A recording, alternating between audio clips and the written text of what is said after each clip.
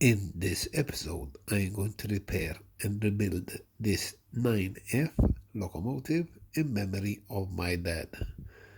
Stick around.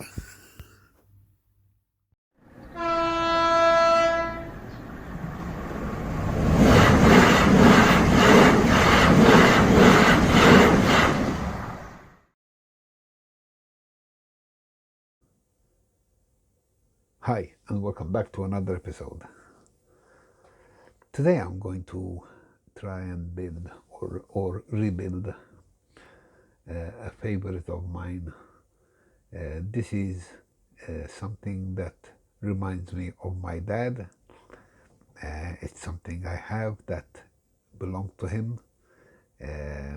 Not exactly my style, but it's special because it's my dad's, and I want to rebuild it and try to convert it to DCC. And if it's reliable, I would like to add some kind of heritage line on my layout. So let me show you what I have. And yes, you can laugh. These are used butter containers, and I find them to be the right size. I've got many of them, and I store parts. And when I'm doing a project like this, I put a whole project into one container, and it does the job for me better than throwing them out. Reuse. So let me move this aside for now. Let me see this one. No, this one. This is a steam engine. It's a 9F actually. And hang on, I believe it goes like this. Yeah, this is the body. Let me move the camera a bit. There, that's the body. I have it all in here. I took it apart because it didn't work, and it had a broken. One of the pins on the push rods was missing, and one of the links was broken, and it was a nightmare to understand how to put it back together, let alone how to source the parts for it and how to handle them because they are so small. And I'm talking about, hang on a minute, this, oh, there you are, it's put on the floor. Okay, we're back, picked it up. Anyway, this is what I'm talking about. These pins here, I mean, they're not exactly easy to see, for me at least, let alone handle them and pull them out without doing any damage, and inserting them into the right place and onto a better set of wheels to make it work. A friend of mine online I met recently, Tony from the Heritage Line, he gave me a donor chassis because the original chassis, hang on, this is broken. Well, I broke it. I didn't know how to dismantle it, and I caused more damage than good. I broke this here, you see it? It's half missing. I broke that, so I needed a chassis. Luckily, Tony gave me his. He had a spare one, and it had the missing pins that I needed for the push rods. And it was easier to fix his than fix mine. So I took the pins out of mine. This is why mine are all mangled like this. And I fixed his. And this is what I have now. Here it is. I'm going to move these aside. Here we are. Let me raise the light. Yeah, that's better.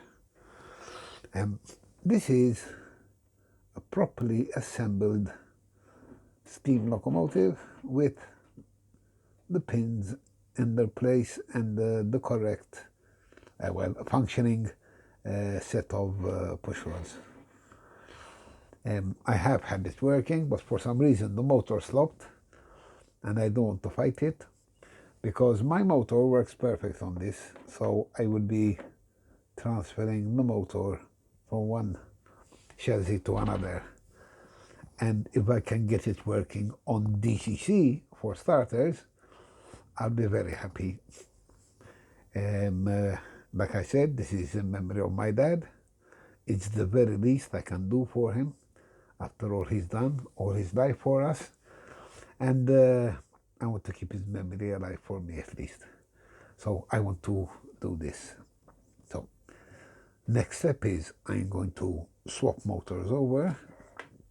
I am not sure yet how to go about it, how to dismantle.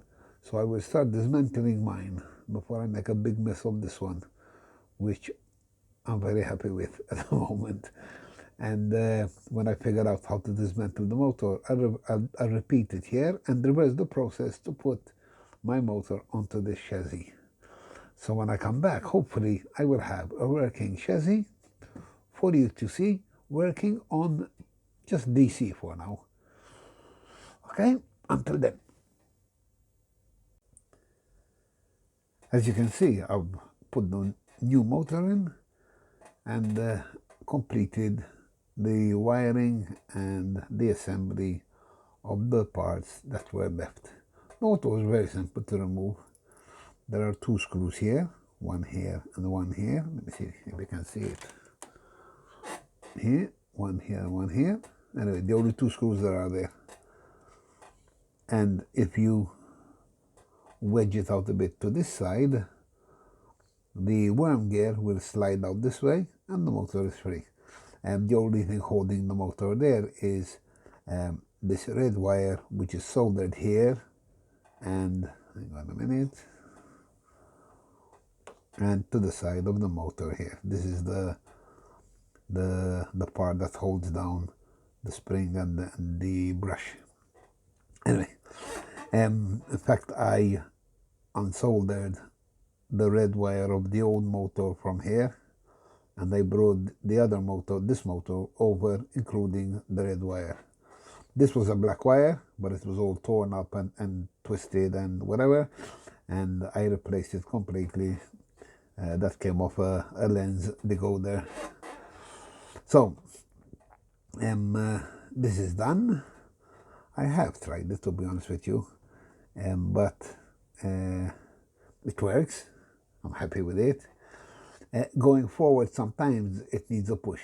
Reverse so far is working fine, but I'm assuming that the pickups here and on the other side need some more maintenance, and to get to them properly, I'm going to have to take it apart again. But anyway, for now, this will do. And I'm going to put it on my test rack. I have a DC test rack. And I'm going to show you guys this thing working. Be right back. Let's move there. So this is my test rack down here, just DC. And I control it from these two buttons. Hang on a minute. There you are. From these two buttons. That way and that way. And this is the speed. So it's a constant speed, and I just change direction. Let's hope it works, because this way, like I said before, sometimes it gets stuck, and I can see why, because the pin I changed down here, I think it needs a bit of adjustment. Anyway, baby, it's working now. And now we're going to reverse and forward again. I mean, this thing wasn't working at all when I got it, you know. And in honor of my dad, I'm very happy. It's working. There, it's stuck.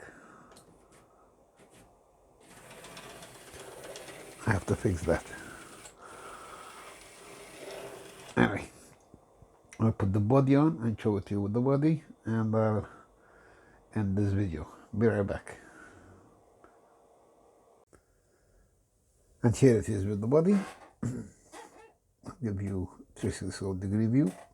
I'm sure many of you have seen this model before.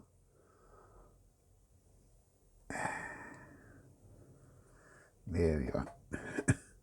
And I found out why going forward it gets stuck.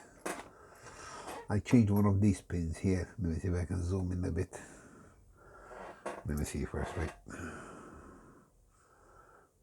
Yep, I changed, I forgot which one of these 3 pins here. And now I realize that this here, the sliding part, is supposed to be attached to those pins. I found a replacement. I'm going to put it on my fingertip.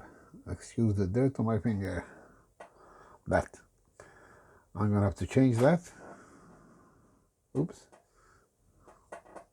I want to change that. There. The push rod goes through it. See how small it is there? That is going to be such a fiddly job. But anyway, the intention is to get that working. Let me zoom out. Oops. There you go. And hopefully I will be able to slide that in there and replace this here. And this way, these two will be in sync. Hang on a minute. I don't want to lose that. Just like this side, look. There you are. You see, they're all together, these. Because of that little, where is it? Hang on. Because of that.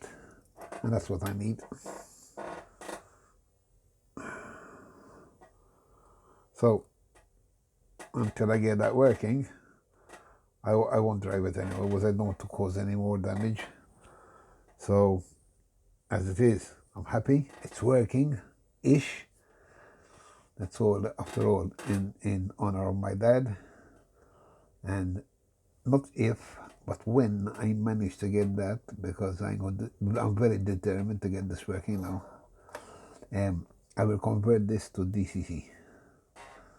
I don't think I need to do a video of that. Many of you have seen other videos of that.